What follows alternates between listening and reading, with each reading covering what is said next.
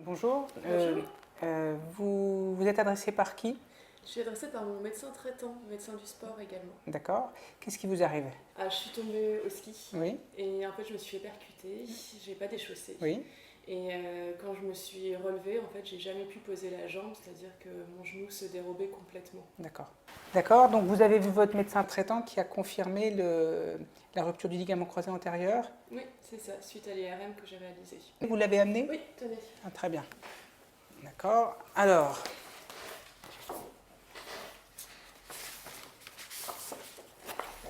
puisque... Ah oui, en effet, il y a une rupture complète du ligament croisé antérieur qu'on voit ici. Alors, vous avez quel âge? 29 ans. 29 ans. Vous faites du sport? Oui, l'hiver, Du ski, oui.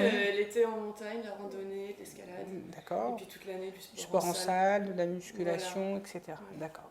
Donc, a priori, aujourd'hui, sur une rupture complète du ligament croisé antérieur chez une patiente jeune, sportive, avec des sports de pivot contact, il y a une indication tout à fait justifiée de proposer une ligamentoplastie.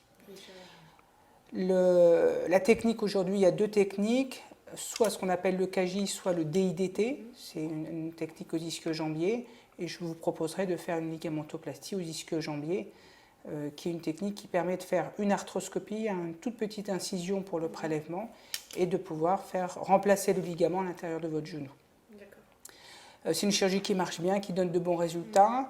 L'hospitalisation actuellement, elle est proposée de deux types. Soit c'est une hospitalisation classique, 2-3 jours, vous rentrez la veille, on vous opère le jour à J0 et vous sortez J1, J2. Ça fait à peu près 2 à 3 nuits d'hospitalisation, ce qui permet d'avoir un certain confort puisque vous êtes pris en charge à la clinique, mais vous êtes hospitalisé. La deuxième possibilité, c'est de vous prendre en charge en ambulatoire, comme une arthroscopie simple, c'est-à-dire que vous allez rentrer le matin à la clinique, vous allez sortir le soir et vous rentrez à la maison. Alors ça implique 2-3 petites choses. D'abord, moi je vais prévenir votre médecin traitant, je vais lui faire un courrier, je vais lui expliquer pourquoi je vous opère, les différentes techniques, ce qu'on a parlé de la chirurgie, mais je vais surtout lui expliquer que je vais vous prendre en charge en ambulatoire et il faut qu'il soit prévenu au cas où. Deuxièmement, je vais vous demander de prendre contact avec une infirmière de ville pour que dès le lendemain matin, les premiers pansements soient faits, les premiers soins, les anticoagulants, et qu'il y ait une surveillance paramédicale par un professionnel de santé, une infirmière, pour vérifier que tout va bien. Et enfin, bien sûr, votre kinésithérapeute, que vous avez déjà vu, puisque là vous êtes en soins de rééducation, et que vous verrez ensuite pour la rééducation pendant les semaines qui vont suivre derrière. D'accord ? Okay.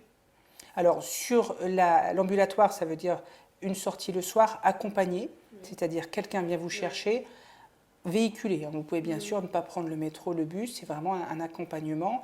Et en général, la première nuit, il faut qu'il y ait quelqu'un avec vous.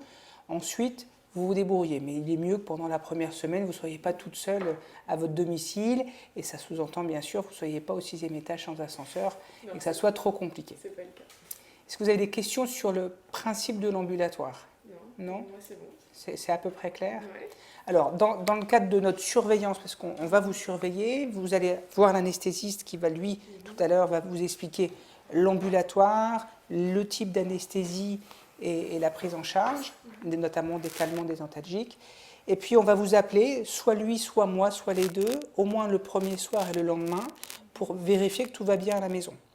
Et puis, 3-4 jours après, vous recevrez un mail qui va évaluer la prise en charge ambulatoire au 4e jour, c'est-à-dire qu'on va vous poser des questions sur est-ce que vous avez eu mal, est-ce que vous avez bien dormi, quel type de médicaments avez-vous pris, et vous allez voir, c'est un système de logiciel.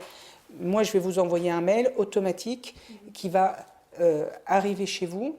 Vous allez vous connecter sur un site spécifique justement à ce système ambulatoire et avec un code spécifique, vous allez rentrer dans le logiciel, c'est votre dossier à vous et vous allez répondre aux questions au fur et à mesure de façon totalement libre, ce qui va permettre nous d'évaluer la prise en charge ambulatoire aujourd'hui pour pouvoir l'améliorer dans l'avenir. Si par exemple on n'a pas donné assez de calmants, on le saura parce qu'on a un certain nombre de patients qui sont douloureux, si d'autres ont d'autres problèmes de pansement, des choses comme ça.